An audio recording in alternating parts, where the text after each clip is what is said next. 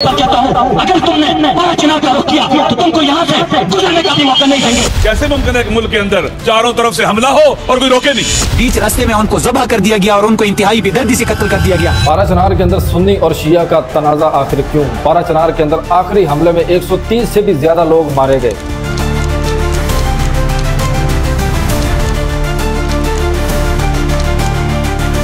जिला कुरम की पहाड़ियों के अंदर जदीद असले के साथ बाकायदा मोर्चे मौजूद हैं। छोटी छोटी 6-6 माह की बच्चियों को गोलियां मार के शहीद किया जा रहा है। शहरियों का कहना है कि इन मोर्चों में मौजूद लोगों को वो जानते तक नहीं। अगर शिया और सुन्नी की लड़ाई मुकामी है तो इन मोर्चों में जो मौजूद लोग हैं वो आखिर कौन है? क्या ये अफगानी है? क्या ये TTP और दाइश के लोग हैं? लेकिन हमारी सरहदों के ऊपर तो हमारी सिक्योरिटी फोर्सेज मौजूद हैं। इन मोर्चों के अंदर लोगों को जरूरी सामान और खाना हेलीकॉप्टरों के जरिए कौन पहुँचा रहा है?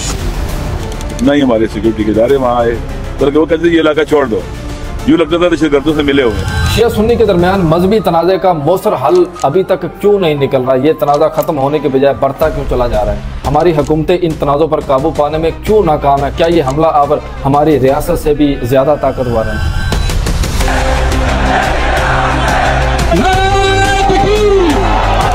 फायरिंग शुरू होती है और कुछ ऐसी फायरिंग होती है कि वो असला कभी हमने जिंदगी में ना देखा ना सुना।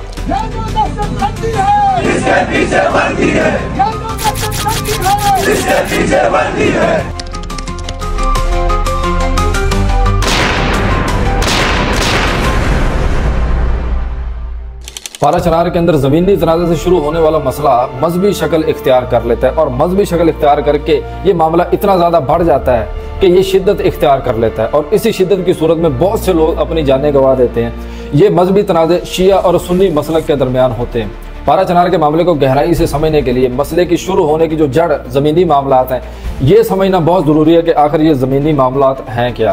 पाराचनार ज़िला कुरम के अंदर वाक़ है और ज़िला कुरम जो है इसके अंदर मुख्तलिफ इलाके ऐसे हैं जहाँ पे ज़मीनी रिकॉर्ड मौजूद नहीं है। ज़मीनी रिकॉर्ड ना होने की वजह से बहुत से लोगों ने इन ज़मीनों के ऊपर कब्जा किया हुआ है और वो इन ज़मीनों की मलकियत का दावा करते हैं। इन ज़मीनों में कुछ ज़मीनों के ऊपर सुन्नी मसलक का कब्जा है जबकि कुछ ज़मीनें ऐसी हैं जिनमें शिया मसलक के लोग जो है वो मलकियत का दावा करते हैं। ये तनाज़े ज़िला कुरम के 5 मुख्तलिफ मकामात पर हैं जिनमें 10 देहात और कुछ कबाइल शामिल है। इसके अलावा कुरम के अंदर बंगश और हमजा खेल जो है वो 2 कबीले अलग अलग, इनके दरमियान ज़मीनी तनाज़ात की वजह से जो है वो फसादात होते रहते हैं। ये फसादात किस हद तक जाते हैं और इन फसादात में क्या क्या इंतकामी कार्रवाइयाँ होती हैं, अब इनके ऊपर बात करते हैं।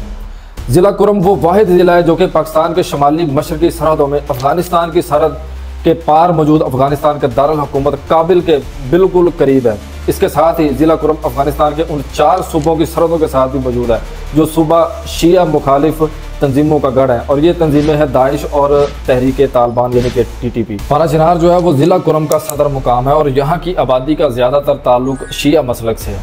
ज़िला कुरम के अंदर सिर्फ एक वाहिद सड़क मौजूद है जो इसे ज़िला कुरम के मुख्तलिफ इलाकों से और पाकिस्तान के मुख्तलिफ शहरों के साथ मिलाती है और इसी सड़क के ऊपर एक मुकाम सद्दा मौजूद है जहाँ पे आबादी का ताल्लुक ज्यादातर वो सुन्नी मसलक से है। सद्दा से पाराचनार का जो फासला है वो 35 किलोमीटर का है। तो जब भी इन मसलकों के दरमियान कोई ज़मीनी या मजहबी तनाज़ा होता है तो पाराचनार के रहायशी जो कि शिया मसलक पर ज़्यादातर मुश्तमिल है उन्हें जब भी पाकिस्तान के किसी दूसरे शहर में जाना पड़ता है तो सद्दा के मुकाम से गुजर कर जाना पड़ता है क्योंकि सद्दा का इलाका जो है वो ज़्यादातर सुन्नी अक्सरियत पर मुश्तमिल है। तो वहाँ पर इंतकामी तौर पर सद्दा के लोगों की तरफ से इन्हें निशाना बनाया जाता है और इनके ऊपर हमला किया जाता है जिसके नतीजे में पाराचनार के बहुत से लोग मारे जाते हैं और बहुत से जो है वो जख्मी भी हो जाते हैं। इन हमलों को रोकने के लिए हमारी हुकूमतें अभी तक बिल्कुल नाकाम है, लेकिन नाकामी की वजह क्या है इसके ऊपर भी आगे बात करेंगे।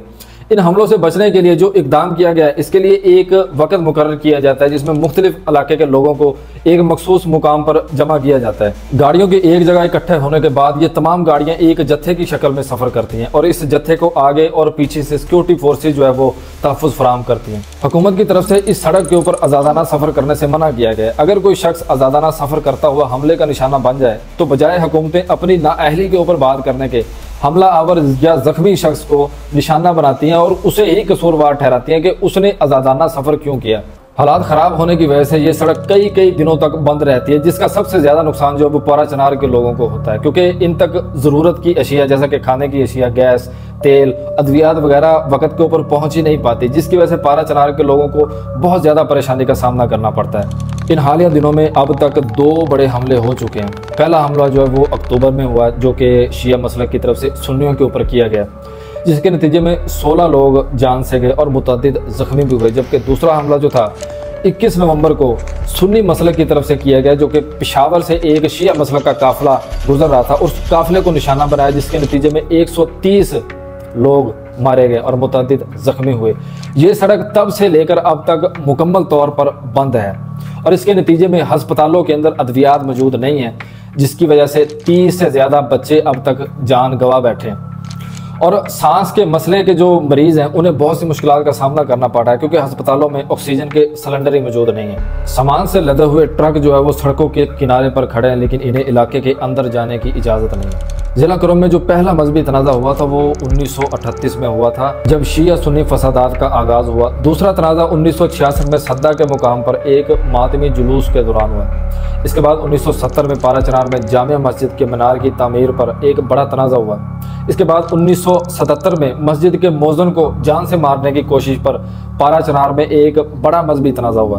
2007 में रबीउल अव्वल के जुलूस पर शिया मसलक की तरफ से पथराव करने पर फसादात शुरू हुए, जबकि इसी साल एक कत्ल के इल्ज़ाम में फिर से फसादात का आगाज़ हुआ और ये फसादात इतने ज़्यादा शदीद थे कि एक इम्तिहानी हाल में मौजूद उस्ताज़ा को कत्ल करके इनकी लाशों को भी जला दिया गया और मुसाफिरों को वैनों से निकाल कर इनके ऊपर गोलियां मारी गई और इन्हें हलाक किया गया। लेकिन अब तक इनकी रोकथाम क्यों नहीं हो सकी और हमारे सिक्योरिटी फोर्सेज के जो इदारे हैं इन्हें रोकने में अभी तक नाकाम क्यों हैं, ये एक अहम सवाल है। TTP और दाइश की जो जमातें हैं वो इन्हें मुकम्मल तौर पर सपोर्ट फराहम करती हैं, वो इन्हें पनाह फराहम करती हैं, वो इन्हें जदीद असला फराहम करती हैं और माली इमदाद भी फराहम करती हैं।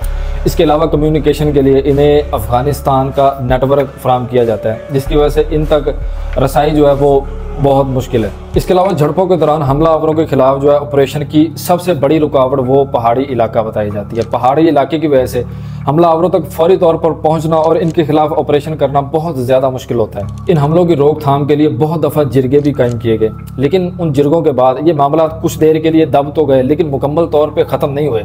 किसी भी छोटे मोटे मामले के बाद ये तनाज़े फिर से शुरू हो जाते हैं। इन मामलात की रोकथाम को लड़ाई से ख़त्म नहीं किया जा सकता, इनका सिर्फ एक वाहिद हल है और वो है मुज़ाकरात।